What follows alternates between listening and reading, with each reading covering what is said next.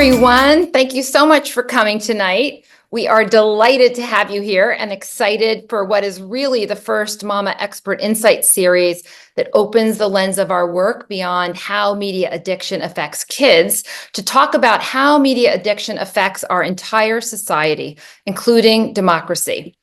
Before I introduce our incredible guests, I wanted to share that I'm zooming in tonight from San Francisco, where yesterday we launched a new Mama chapter. So a huge shout out to our new San Francisco chapter leaders and to all the intrepid folks around the country who have stepped forward and are helping us build the Mama movement. We're officially up to 19 chapters in 12 states, and we're not going to stop until Mama has chapters in all 50 states. And that's when our real work will get started. So tonight we're joined by two people who have earned membership in one of humanity's most selective clubs. They are whistleblowers. And in case you've forgotten, a whistleblower is someone who reports abuse, corruption, fraud, or dangers to public health and safety so that the wrongdoing can be rectified and people can be protected. Our first guest is Yaël Eisenstat, who spent most of her career working to strengthen and defend democracy as an intelligence officer engaged in counter-extremism efforts.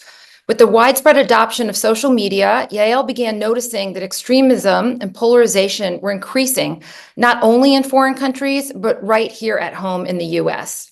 Her skilled assessments about how information shapes political activity led her to be hired by Facebook in 2018 as the head of global elections integrity for political ads.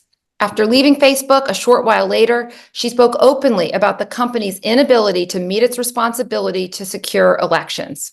Ever since, Yaël has continued to push for changes in social media and the tech industry to address the harms they are inflicting on democracy and societies worldwide. She is currently a senior fellow at Cybersecurity for Democracy, working on policy solutions for social media, AI-powered algorithms, and generative AI and how they affect political discourse, polarization, and democracy. Previously, Yaël was vice president at the Anti-Defamation League, leading their efforts to hold tech companies accountable for the proliferation of hate and extremism online. Yaël, thank you for being here with us. Thank you. Yeah. And our next guest is Arturo Béjar, who from 2009 to 2015 was the senior leader at Facebook, responsible for its efforts to keep users safe and supported. This included managing something called site integrity, security infrastructure, and a group that Facebook calls CARE, which developed tools that Facebook provides to users and that they used internally to solve problems and address child safety. Arturo was also the manager for Facebook's product infrastructure team, which created some of Facebook's core technologies. Next, from 2019 to 2021, he returned to the company as a consultant to work on well-being issues at Instagram. During that second stint, Arturo researched, documented, and briefed the executive team directly on material harm that was being experienced by teens on Instagram. And it was the willful disregard of the harm that teens experienced on Instagram that led Arturo to whistleblow. Yaël, Arturo, thank you both so much for joining me tonight. Thank you for having me. So Yaël, before we talk about the role of social media in shaping extremist ideas, let's back way up to when you worked as a diplomat. Your job was to prevent extremists from harming US democracy. What kind of environments gave rise to extremism, and what did you do to counter extremism in that role? Thanks, Julie, and thanks for setting this up. I mean, it's a real honor to be here speaking with Arturo, who took such a brave stance. I know it is not easy to go public and speak about your work there, so I'm really honored to be here. I spent the first maybe about 14 years of my career working on global conflict, counter-extremism issues. And what's interesting here is, I began in that world before September 11th. I was working as was a political officer and then moved into the counter-extremism world very early on, before September 11th started, and then in the first few years after. And I think the most formative part of that experience was the few years that I spent in Kenya from 2004 to 2006, really working with communities along the Somalia border who are particularly susceptible to extremist messaging and figuring out how do you not only identify who is most susceptible to this kind of messaging, but are there ways to intervene before those messages start to persuade somebody in any particular direction? And it's not really the politically correct term anymore, but we call this like hearts and minds work, right? And the reason I bring that up is because it's directly relevant to what we're talking about now. This was before social media existed, but what you found again and again, whether it was my work in Somali communities or later in other communities, including in Yemen and other parts of the Middle East, you often found it was people who were particularly marginalized, whose governments weren't really taking care of them, people who needed a sense of belonging and something to feel a part of, and that those vulnerabilities really sets them up to be the prime targets for someone to come in and start what one would call the process of radicalization. But before social media and before these new online platforms started popping up, that was a long process. It's a process of having to really gain someone's trust, having to understand their vulnerabilities and how you can exploit them, and then manipulating them into more extremist ideologies. And our job, again, part of it was really, I know this sounds cliche, but taking the time to sit and to listen and to understand and to build bridges and to find at least a dialogue with people who were not like-minded and expose them to different backgrounds and people. And so just to wrap it up there, that was the core of real hands-on counter messaging and counter extremism before we got to this world where social media made radicalizing people just that much easier, faster, at scale, and cheaper. I mean, what you're talking about really goes back to basic human psychology. Humans are in need of ways to make meaning, and at our core, we need to feel connected to other human beings. And if you look at any environment, any political situation throughout histories, the mechanisms of influence are always the same. To make someone feel like they're a member of the group, to build an identity in opposition to another identity. And so, the work that you did to counter extremism was really about you used the phrase hearts and minds, but it was about connection and not allowing that information source that promoted such a radicalized idea. You gave an important TED Talk about this in 2020, and I think my colleagues will drop it in the chat. But can you talk about how and when you became concerned that similar conditions that you had seen in other countries that gave rise to political extremism were starting to happen in the US? Sure. So it really there was a moment in 2015 where it all just crashed in my mind. And obviously it was in the run-up to that first election between Trump and Clinton at the time, and just seeing more and more of the dialogue and the breakdown. And I want to be clear when we use the word polarization, because it's a word that we use a lot, I use a lot. Polarization in and of itself is not always a bad thing. Sometimes polarization is what helps activate people to fight for causes that are important. But effective polarization is when you just absolutely are taught to hate anyone who does not share the same opinion as you. And that is a different situation. So in 2015, as the elections were really heating up, I had my aha moment. And that's when I actually wrote my first piece. And you mentioned that I actually started my career as an intelligence officer. I never planned to speak publicly. That's not kind of what you do after leaving the CIA. And I wrote a piece in 2015 when it was crystal clear to me that I had been able to sit down and actually engage in conversation with suspected extremists and actual suspected terrorists in other countries more easily than I could talk to an American who didn't share the same political belief as me. And that's when I realized something really wrong was happening. So I wrote this piece in Time magazine, and you might laugh, the title sounds really quaint now. But the title was American Hate is a Bigger Threat Than Foreign Terrorism. And that's when I shifted my entire focus to what is happening in the US and why are we going down these paths that I knew what they looked like from my work overseas and what's happening here that's starting to cause this.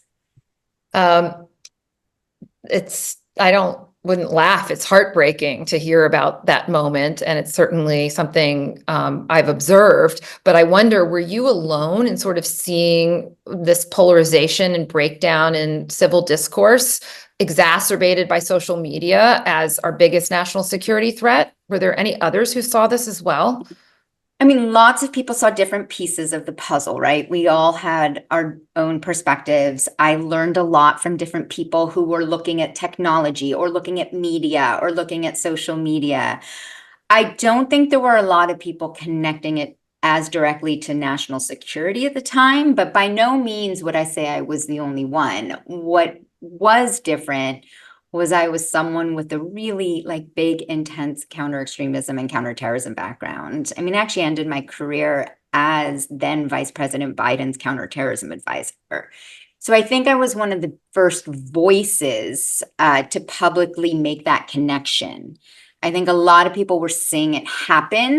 But this was also, I know it wasn't that long ago, but it was a time where certainly national security people didn't talk as much publicly in the press, and neither did people who were working within these tech companies as much yet. So I would say, I don't think I'm the first person to recognize a problem by any means, but you didn't have as much of a public dialogue about it yet at the time. And I know when you first began to speak out, I certainly was very alarmed by what you were saying, but I know a lot of folks weren't listening. We're going to go in a moment to sort of your time at Facebook. But before we do, Arturo, long before you worked at Facebook, you were chief of security at Yahoo. What did security mean in that context? At the time, it was all about good guys and bad guys, or good people and bad people. And so the job was, how do you identify the bad people and you stop them? And that took, people trying to hack accounts. It also involved dealing with grooming, and so people who are using Yahoo Mail and things like that and messages to groom kids. And so got an early exposure of talking to parents who had their kids go through that and had been abducted, or sort of things around that. And how do you help parents navigate those things? But I remember it being early days, very black and white, which completely shifted when I went to work at Facebook. And I realized that what was really happening was more about human dynamics. And so there were people who behaved spammily, but were not what you would traditionally think of as a spammer. They had a family member who had just been through something, and then they want to tell the entire world about it, right? And so a lot of the work at Facebook was more about understanding social dynamics between people than it was about good guys and bad guys. When you went to Facebook, you were the senior engineering and product leader responsible for Facebook's efforts to keep users safe and supported. So that meant you were focused on stopping attacks and malicious behavior. You oversaw child safety tools, and you were developing ways to help customers with their problems. What were some of the problems that you saw, and how closely did you work with Facebook's executive team to solve them? Yeah, so I reported to the executive team on all of these issues. So my manager was the CTO, and I would set the strategy for that part of the company. I managed engineering, product, user research, data science for all of these areas. And anything bad happened, my phone would be one of the phones that would ring. So there would be help us make sure that the number of users for the IPO is correct. Can you please look at that? We heard this bad thing happened to somebody. Can you please look into that? We've gotten a letter from the FTC asking about this. Can you please make sure that the response is accurate? And so I worked very closely with them. And I remember kind of very early on when we were looking at bullying, for example, that what we found was that the teens were not using the reporting flow, and only 10%. And we kind of talked to somebody at Yale who's really wonderful at working in schools, and we did a group of teenagers and sat them down and kind of talked about these things, and we listened to what they had to say. And we found out that they didn't like the word report at all because they felt it was narking on somebody else, that nobody thought about what happened to them as bullying and harassment. And that, but they would tell us what happened to them. They would tell us somebody's spreading rumors, somebody's threatening me. And we changed the language of the product to match their experience. And we asked them how bad it was. And then if they told us it was very distressing to them, then you would get a different part of the experience. And if somebody was just being kind of annoying.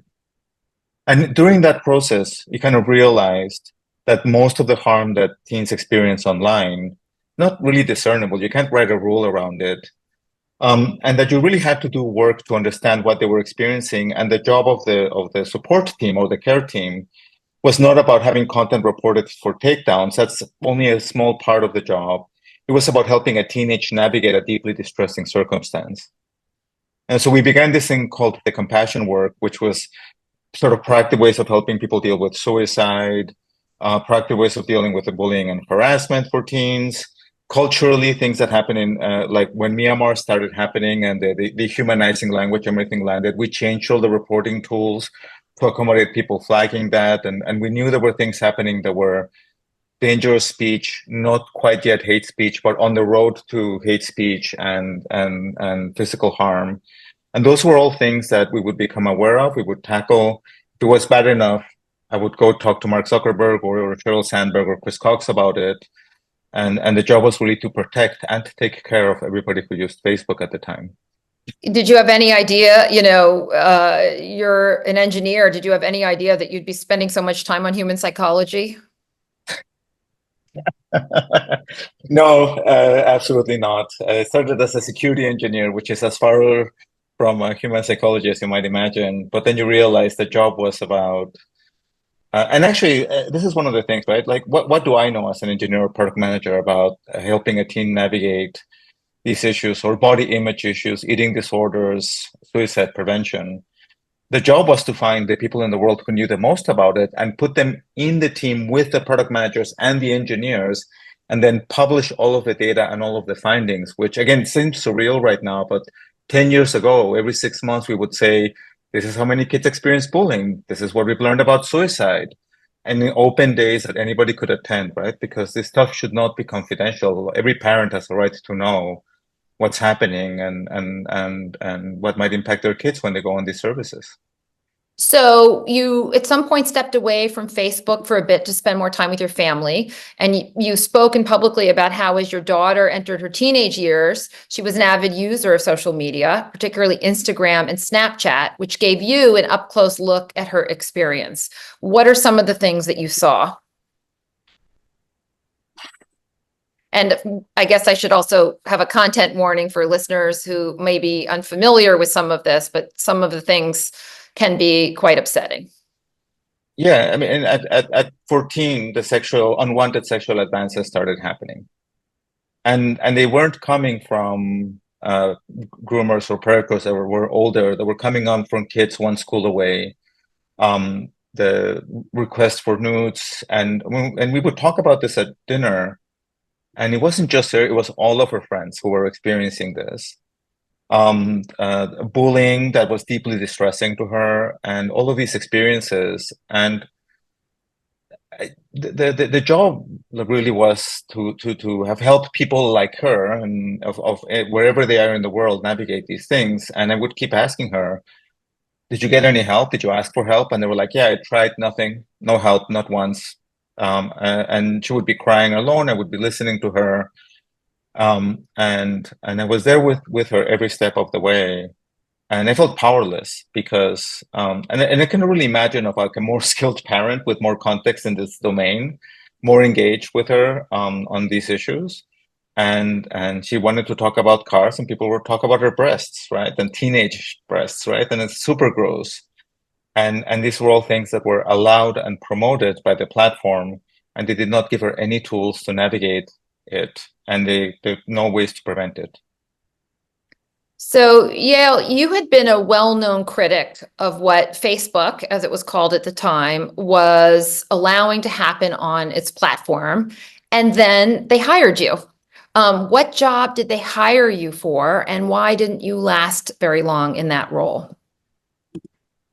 Yeah, I had started connecting these dots between social media and radicalization and started speaking about it publicly. They reached out actually for a different role to begin with.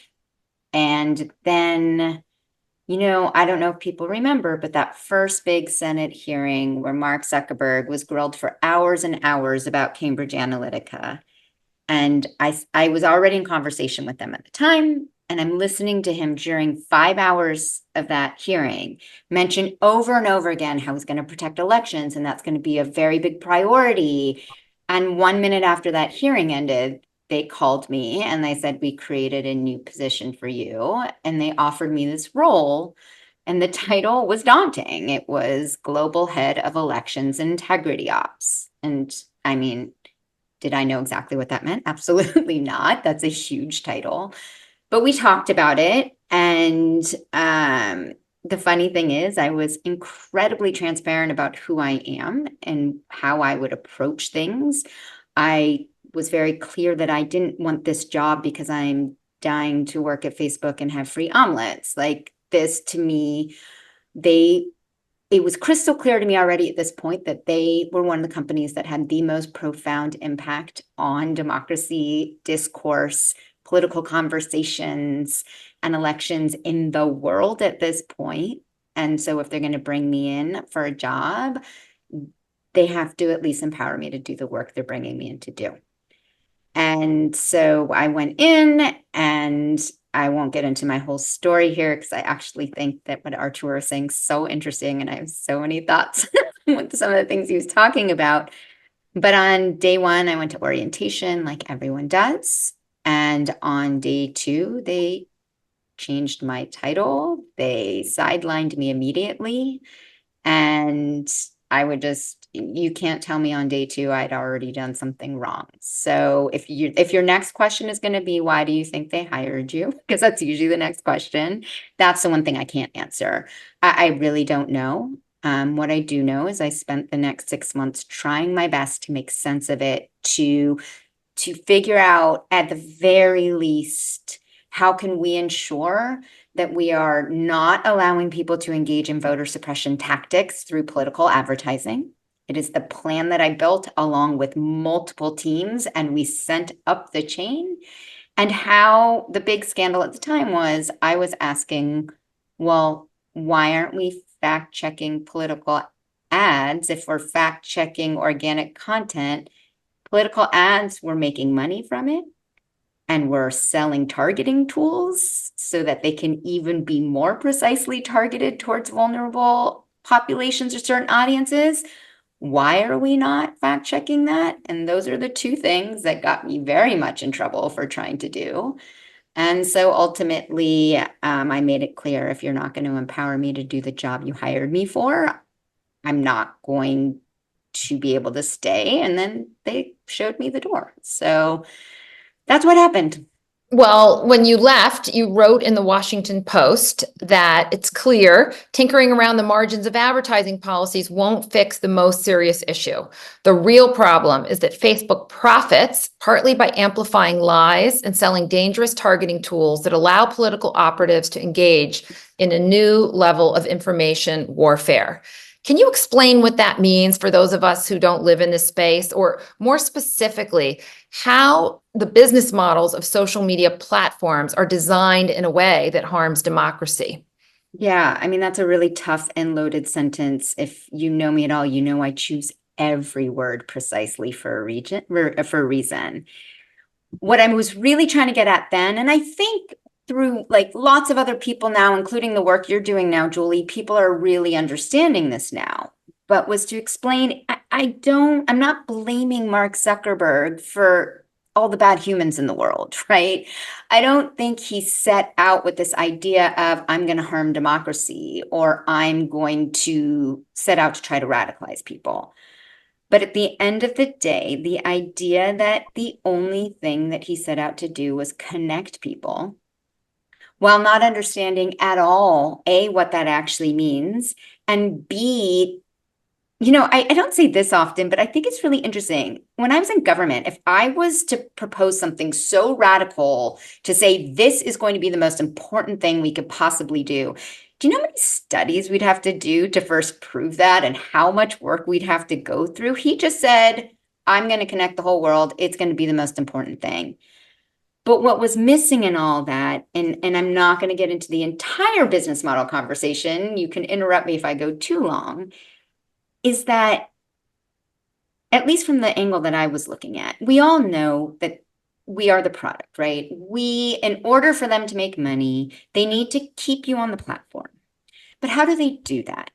They're hoovering up all your data, right? So that they can more and more personalize your experience. Because why would you stay on Instagram or YouTube or Facebook if it's not interesting? So what makes it interesting? They know, well, this is not only the type of video that this person is most interested in, but they've also tracked me around the internet. So they've personalized my experience. And the next video has to be a little bit more salacious and a little bit more enticing than the one before, or I'm going to go somewhere else. So that is one element of it. It's this keeping me on the platform means feeding me down a certain direction. And that is manipulating my own human behavioral data to keep me on your platform. But the second side of it, the democracy side, which is different than the really important issues Arturo is talking about, is this idea. I remember that a certain employee at Facebook wrote a letter to candidate at the time, Joe Biden, when he complained about a lie about him on the platform, and said, we're not going to action this because political speech is the most scrutinized speech in the world. And it's not our job to action this. Well, here's what I would offer on that. And this is the point of the sentence you read. Before social media, at the end of the day, you and your neighbors and everyone in your neighborhood at least saw the same political messages. If you turned on TV, you watched the same news shows. If you were reading the newspapers, even though you might be reading different newspapers, you and thousands of other people are seeing the same ads. Whereas when you're on Facebook, you have no idea if the person across the street from you saw the same message as you did. That you could be getting a totally different version of an ad from the same politician based on they're targeting you because you're a white woman of a certain age who has dogs, who likes this, versus anything else that might be enticing to you. So how can you tell me that we can come together and scrutinize this political speech if we don't even know if we're seeing the same version?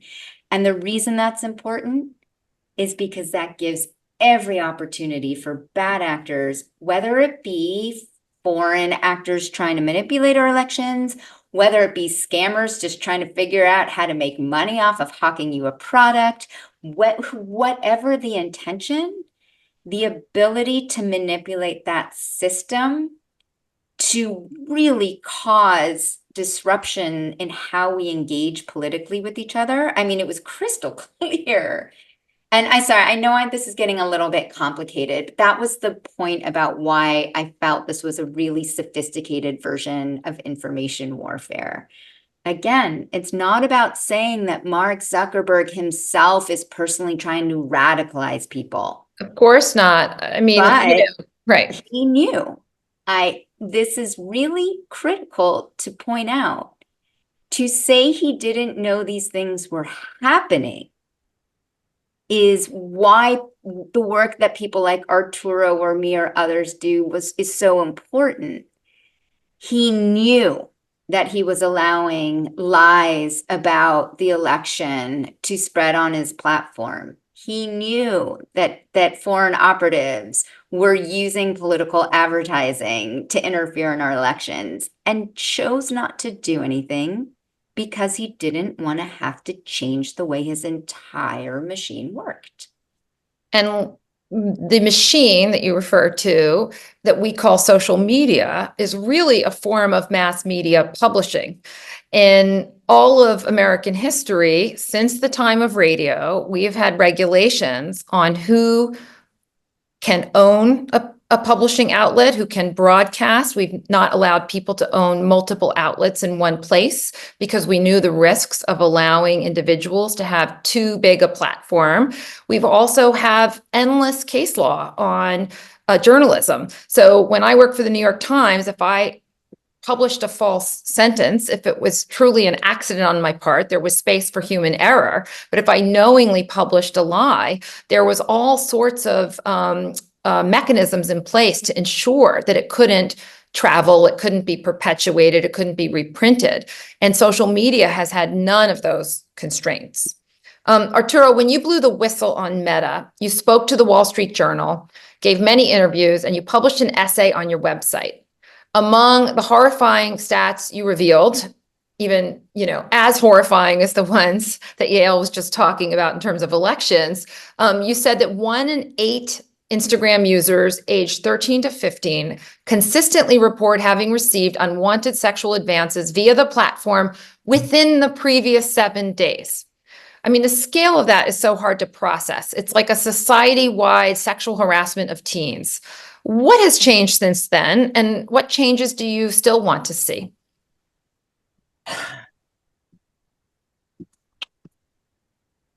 66.5% of those more than once, 8.4% of those more than 10 times in the last 7 days, right? It just hasn't changed. It's really as simple as that. When I spent months compiling the information, working with research, vetting it, running it throughout the entire chain, asking everybody, is this accurate? Do you agree with everything? My theory was that they don't know. Because how can you get up in the morning and not make your day completely about self-harm reduction for 13-year-olds, right? Unwanted sexual advances, hate, like the numbers are so crushing, right? And like 26% of 13 to 15-year-olds saw hate in the last 7 days, right? I mean, it's just like it normalizes the behavior, right? And so the way to make that better is very simple. They have the tools to do it. They have the technology, the means, right? One of the pieces of infrastructure that I had was the one that detects all spam and determines based on a few features whether something is bad or not. I understand how ranking and delivery and all of these things work. There's no need, right? While it might be the right of somebody to make a post when they're having a bad day, there's no need to recommend that to a 13-year-old. And they should be accountable on the content they recommend, and they should be especially accountable on the content that they recommend to minors. And so what do you wish for, right? You wish that when a minor found themselves in a circumstance that is uncomfortable for them, that they'll have an easy button to call for help. The content doesn't matter. I mean, if you think about like a friend telling you, hey man, I'm coming to your place after school, I'm gonna totally kick your ass. Be like, great, like let's play basketball, video games, whatever, right? If you get a message from a stranger saying, I'm gonna be at your house later today and I'm gonna kick your ass, it would be like the most distressing thing, right? From an anonymous account. And so these are things that were understood 10 years ago, that the work is allow people to tell you when bad stuff is happening to them and use that information to prevent it from happening to other people. They know how to make these things so that they're rewarding. People would want to use the button where they ask for help, right? Instead, they say, oh, it's not bad. Really, this is a safe platform. It's the safest it's ever been. I was amazed that their response to all of the data in my whistleblowing, none of it was like, oh, there's some issues with the data, because there were no issues with the data. The response was, no, we care. We really do care. We care a lot. We care a lot about parents. We care a lot about kids. We care so much. We made 30 things that show how much we care. And I'm like, how do those 30 things stop a teenager from committing suicide because of sextortion, right? And if you take that for even just a moment and look at the company and how they deal with things today, right? There was a big article about Jordan DeMay committing suicide because of sextortion. And immediately they came out with a sextortion feature. For everybody who's watching, let me translate what the feature does. It allows a 13-year-old to upload a nude selfie and click send, and it goes, "Are you sure you want to send that?" Yeah, away it goes. And it's only until like the third screen of learn more, ask for help, whatever, that nobody ever clicks on, that they even hint at the true danger of a 13-year-old sending a nude selfie to a stranger, right? And so this is a company that based on these numbers, right? I thought that the world would come down on them, but in the US, it's hard to do that because of the way that legislation around content is. And so the only way this will ever change, right, is if regulators come in and force companies to be more thoughtful, to measure, to be transparent, and to approach teenagers with the care that they deserve. It's the only industry that we don't ask that of. I mean, Can that's I- certain. Sorry, Sorry. Julie, can I just give an example to drill in on exactly what Arturo just said? Because even though we focus on different sides of it, this is like we are 100% in agreement here. I want to just give a quick example that I think this audience, it will help them understand where my work factors into this. When I was at ADL, we did a study. We set up a bunch of accounts on Instagram, Facebook, TikTok. No, sorry, not TikTok. Facebook, Instagram, X, and YouTube. And what we did was we did adult women, adult men, and teenage personas. And these were clean slates. And we just had them start to follow a bag of things. And why this is important is these companies will tell you it's about free speech. And that's why you can't regulate them. What we proved in this study, and others have done similar studies as well, is that within 2 clicks, if one of our teenagers searched World Economic Forum, for anybody who's Jewish on this call, they will not be surprised that the first thing it started taking them to was some of the worst anti-Semitic conspiracy theories. Imagine your child is doing their homework and their assignment is to learn about the World Economic Forum, and all the things they're being shown are the worst anti-Semitic conspiracy theories. And what we found even worse was on Instagram, the worst content was shown to teenagers. Teenagers got worse content than the adults got. And the most important point I want to raise here, this was not about free speech. This is about what their own tools recommended to people. And it is fixable because they'll tell you it's not fixable, like it's so hard. YouTube, which used to have some of the worst problems about how their recommendations would work, right? You would watch a video and how far before you go down the rabbit hole towards extreme content. YouTube actually fared the best in our study, which shocked us. And you know what that shows me? That YouTube actually retooled their algorithms and understood we need to fix how our recommendations are happening. It is possible, it is technically feasible, and it is absolutely regulatable. We need to reshape the conversation to not let them convince us that it's all about speech. It's about the company's own tools and behavior. Well, Mama, we certainly agree, and that is what we are advocating for. You know, I'm curious, Arturo, Meta just announced this new teen experience. What did you think of that announcement? It wouldn't have prevented anything that happened to my daughter. Like every single thing I can list off, what they announced doesn't help with that, right? And the question that the world should be asking them, we're showing the least amount of self-harm content we ever have, but by what measure, right? They've been saying that all year. But if you go on Instagram and you search, I want to hurt myself, you get a wall of depressive content. And the top account link is an image of cutting of a profile that you can't even report because it's a profile picture that shows the cutting. This has been true for 2.5 years, with so many teens committing suicide after getting exposed to streams like fire hoses, right? Thousands of posts of depressive and negative content in a way which is not necessary, because the way these recommendations work, is they infer that you're interested in something just because you looked at it for a little bit.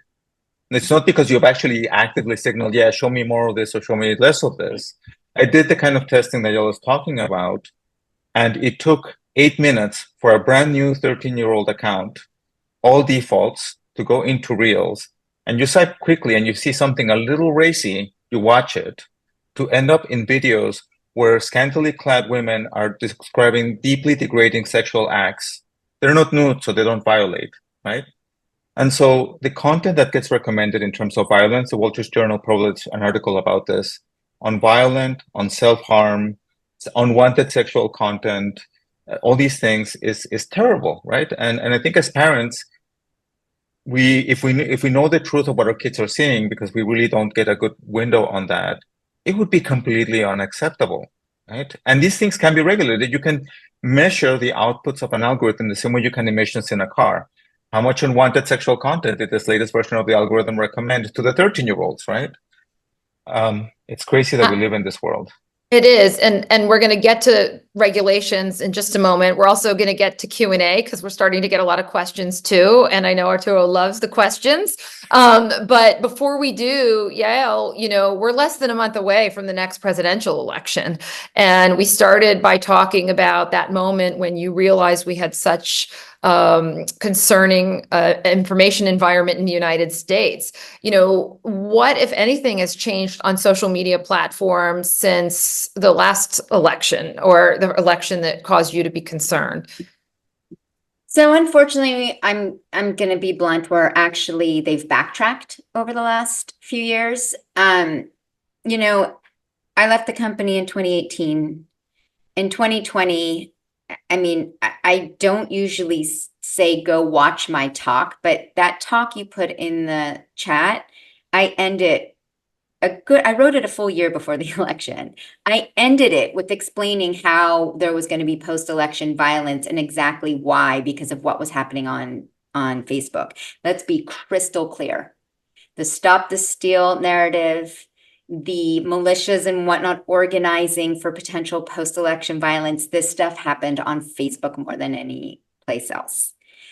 And so in 2020, they did start to do some more work around trying to protect the election and figuring out what are the break glass measures in case violence happens again. They did a better job. Since then, though, they have completely backtracked. They have fired so many of the trusts, and it's not just Meta. We know that what happened at X and Musk getting rid of pretty much every integrity policy gave a green light to Meta to do the same. So they've also gotten rid of, they've backtracked on policies. I'll just give you one concrete example because I know we're coming short on time at this point. Finally, many of us in civil society orgs and outside researchers and journalists were trying to get Meta and other social media platforms to take seriously the narratives around the 2020 election being stolen. Why? Because going back to what I started to begin with how extremist messaging happens, if you're already primed to not believe the result of an election, then you are primed to believe the narratives when they start to tell you, you have to go out and defend this. Look what happened. And so it was way too late, but they did finally start to crack down on Stop the Steal and these narratives. Do you know that I don't remember how many months ago, but within the last, I think 6 or 8 months, Meta, X, YouTube, they all reversed the policy that it is no longer against their policies to spread lies about the 2020 election. Why would you reverse that policy? You reverse that policy so the same narratives, the same lies are being spread now to prime an audience to be angry yet again if it doesn't go the way that they want it to go. And so I hate to try to scare this audience, but I will say social media companies, I know this is going to sound shocking, other than TikTok, so far from what we can see, TikTok actually does seem to be enforcing their elections policies. I'm sure there's other reasons why TikTok has to do that, but the policies have been rolled back. The trust and safety teams have been cut. And add on top of that, the more and more availability of artificially generated content and synthetic audio, all of this is creating such a lack of trust that I hate to say it, but I am as concerned, if not more, for what is going to happen regardless of who wins and how the public is going to make sense of it based on all of this lack of trust. So I think the social media companies, especially X, but also Meta, from what I and others have seen, are acting even less responsibly now. There was a period in 2020 where they were doing better, and now they've backtracked. You know, not only is the election around the corner, but we're facing a critical moment in the timing of Congress passing the Kids Online Safety Act. You know, it passed 93-1 in the Senate, tripartisan support. It's got marked up in a way that made it much less strong in the House, and now it's back to the Senate. How important do both of you think federal legislation is at this juncture to address some of the problems posed by social media? Nothing's going to change. These people are not going to change on their own. They've demonstrated over and over again. They won't engage in good faith transparency. They won't create product that actually mitigates the risks that they are responsible for facilitating. And so I believe that the only way that change will happen, and that's, by the way, Julie, I should have said this at the beginning, the work that you're doing and Mama's doing and the Parents SOS group is doing, I believe that things will pass in the US thanks to parents who will stand in front of the legislators, knock on their door, talk about their children, talk about their experience, and not let whomever's within their range out of the pressure and the knowledge that they have a responsibility to legislate, because nothing will change until they do that. And so thank you for your work, and thank you for any parent who's here tonight that devotes some time and energy to help this legislation pass. Yeah, I'm just going to agree with Arturo. I'm not going to go into particular bills and wonky details of the things that I'm working on, but this is what I spend every ounce of my day now, is figuring out what does smart, actionable, enforceable legislation look like. This is the only industry in the world that gets to study itself, that gets to decide what the public can and can't see about it, that gets to fall back on the idea that it's all somebody else's fault, that they are not accountable for anything. And so for me, I am less focused on the Kids Online Safety Act, not because it's not important, but because what I'm focused on is, what does accountability look like for these companies' own actions? And I'm happy to, I mean, you can find enough information out there about that work, but one of the reasons why these companies have backslid is because they've seen they've seen that there's no incentive. Everything Arturo exposed, everything I exposed, that Francis exposed, that so many other people have made very clear, and yet they're still not being held responsible for anything. And so in that permissive environment with no incentives to do better, they'll continue. So we have a question from someone in the audience saying, you know, if we look to the EU or Australia for as an example, like even their AI laws, can those be emulated here in the US? And also, what are your thoughts on holding software engineers and CEOs of technology companies accountable directly? When earlier we were saying about the responsibility of Mark Zuckerberg around this, I am 100% on the camp that he's completely responsible for not the first kid who died, but every kid who died after that, from things that would have been able to be prevented had you appropriately studied and understood what happened to the first kid. I mean, the tragedy about this is that in DC, talking to the parents, there were like 6 or 8 parents with kids that died due to challenges. There were like 6 to 8 parents or kids that in DC that died because of bullying and getting no help, right? And how many kids in sextortion? I think it's like we're up to like 20, 30, 40, like who knows? And these are the ones we know about, right? Those are the ones we know about, right? And so the responsibility of Mark Zuckerberg as an executive should be, if you have reasonable cause to think one kid died, then you do what you do when the website goes down. You call a meeting with everybody in the room, senior at different levels, and you go like, what can we do so the website does not go down again? Procedurally, that's what they should be doing. And the fact that they're not doing that is, I think, deeply negligent. And so I do think that the executives at these companies are responsible for these kids' lives. And I'll just add to the question, yes, we're following a lot of the legislation that's coming out of Europe and other parts of the world, and have actually been helping the Europeans think through some of that. One of our goals at Cyber for Democracy is to see how does this enforcement work in Europe and prove that it didn't destroy the internet and that it is possible to regulate. There are challenges that are different, though. We have very different First Amendment laws. It is a different set of challenges when it comes to the speech side of things. But without a question, we are definitely learning lessons from the European examples to see how we can make the case more strongly here in the US. The person in the audience wanted to know whether Mark should be tried for involuntary manslaughter. Since I'm not a legal expert, I won't comment on that, but I'm just leaving that there. Another question is about this idea of pre-bunking. I know that Google has been experimenting with the idea of whether they can inoculate people from mis and disinformation. Yael, do you have any information about sort of what's going on and whether you think this is a step in the right direction or a distraction from tech companies being responsible for the harms they're posting? I think pre-bunking actually has some really interesting applications. So let's be clear. It's a whole of society solution. Regulation won't fix everything. To Arturo's points, parents speaking up is an incredibly important thing. Helping educate your children on how they're using, it's all a part of the larger puzzle.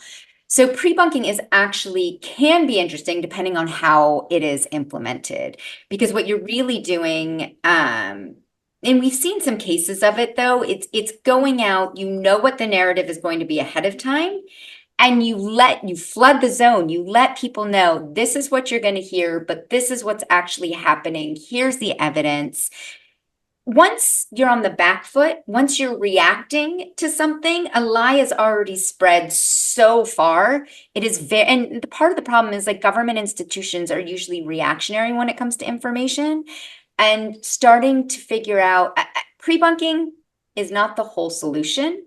But I've worked on some programs with pre-bunking with different companies. It's just a question of how it's implemented. And it does not come in replacement of not acting responsibly in terms of what you're still recommending and how you're still using targeting tools and all of that. It's both, not either or. Arturo, with the lack of regulations, do you think parents should be aiming to keep our children off of social media at all costs? I would not give my daughter social media had I to do it all over again at the age at which she got it. I think the likelihood that you're going to be exposed to like really awful stuff, unwanted advances, terrible content, all these things is too high today. And so I think that I would wait as best I could until they were like 16. Until these companies begin behaving responsibly or legislation is passed and we start to see change from that. Because right now it's just too risky. It's like, imagine the worst neighborhood that you can think of where it's likely that like somebody's gonna like be coming up to them in this stuff. There's going to be violence. They're going to see people getting like killed, all this other stuff, and being okay, away you go. Offer drugs. Yeah, offer drugs, everything. It's like the worst neighborhood ever. And then the kids are going into that and they're not getting any tools, any support, any way of navigating that. And so I do believe that there is good in these products, that you could make something that as a parent I would be happy to entrust my kid to. That is not what we have today.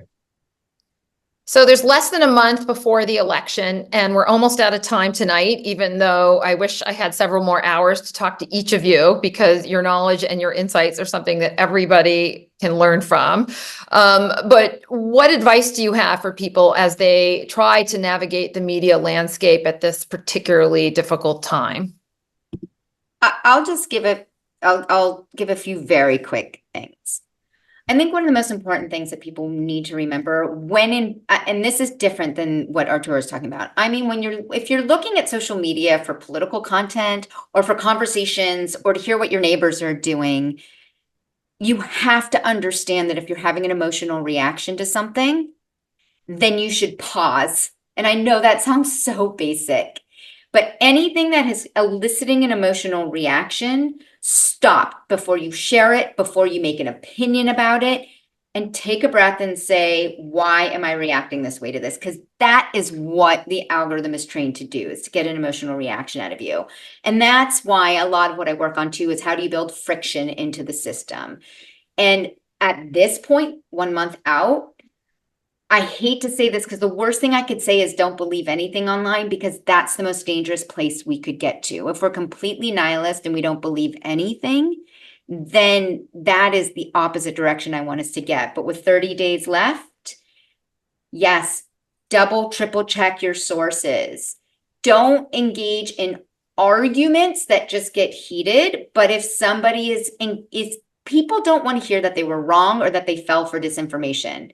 People do want to understand if they've been manipulated. Those are two different things. So if you are having a conversation with that uncle of yours who has fallen for something and you want to engage with them, then just try asking them questions. That's so interesting. Why do you think that this happened? Where did you read this? Have you read this? But at this point, I'm not counting on any of the social media companies to try to protect. I'll say one more thing. I know we're almost out of time. My biggest fear, though, is really election workers and public officials. The amount of actual targeting of election workers is incredibly dangerous. And this is my real concern right now. And I know that's doom and gloom, but I don't have the most uplifting things to say about the next month. Well, one positive direction, I encourage people to rely on long-standing, traditional, professional newsrooms for their information and not social media. They're not perfect, but they are a heck of a lot better and more trustworthy than social media. We're out of time. And Arturo, you didn't get to give any quick wrap-up advice before you send people off to the election in the next month?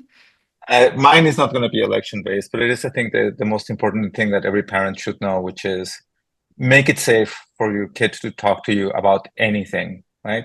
Think of all the sketchy decisions you made when you were that age, and imagine that your kid just sent a nude or like said something or something happened to them that was super distressing, how hard it is to talk about that stuff. So make it safe for them to talk to you about absolutely anything, no matter what they might have done. If anything made them feel uncomfortable, make sure that they can come to you about it or that there's somebody they can talk to about it, because where kids get in real trouble is when they feel alone.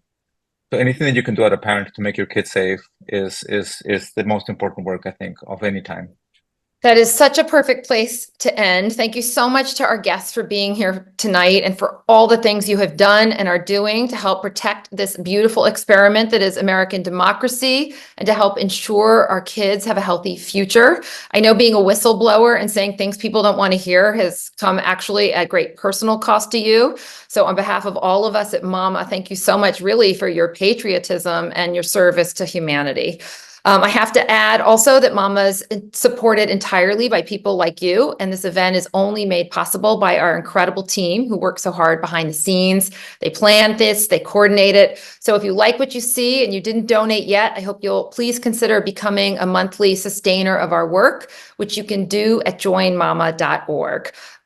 Thank you for joining us and helping us build a world where real life experiences and interactions remain at the heart of a healthy childhood. Good night, everyone.